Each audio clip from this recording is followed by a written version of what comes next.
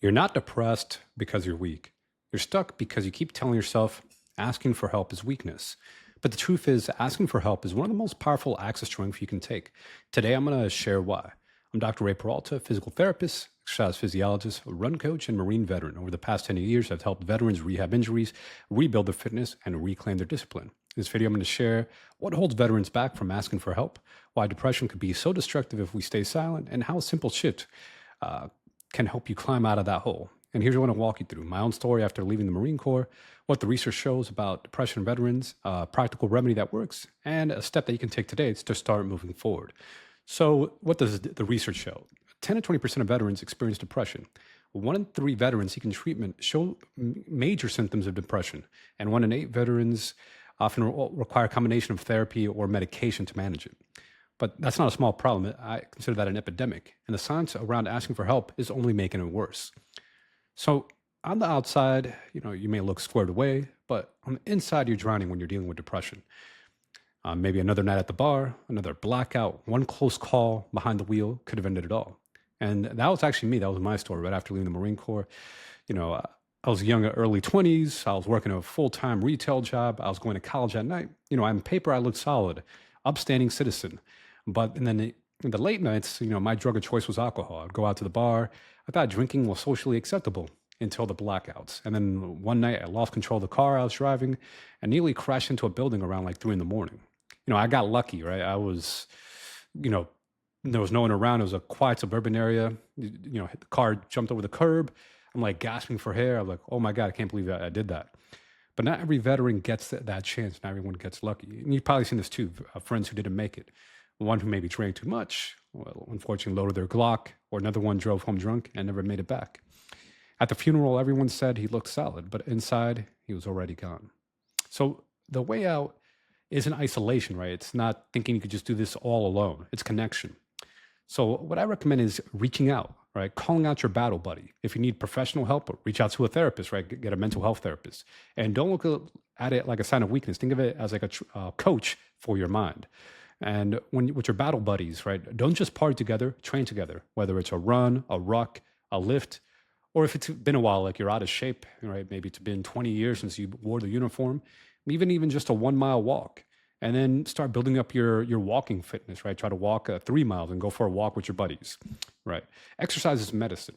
Research shows that it can fight depression just as powerfully as antidepressant medications. And when you train with your brothers or sisters, they'll call you out when you're slipping, so you can finally get squared away. So there is power in working together. And if you want to go fast, go alone, right? There's this famous quote. But if you want to go far together, if you want to go far, go together. That means if you want to, really succeed, dig yourself out of that hole, work with a group, work with your tribe, work with your squad, work with your platoon. So some practical steps: make the call, right? Reach out to a brother or sister in arms. Another option is obviously working with a professional. Where if you're like really dealing with like major, depression or thoughts of suicide, reach out to a therapist, mental health therapist, suicide hotline.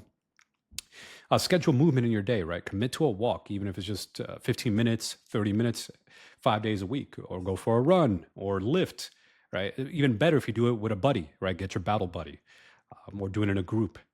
And you can start small again. You don't have to go do a marathon. It could be as simple as a 1 mile walk.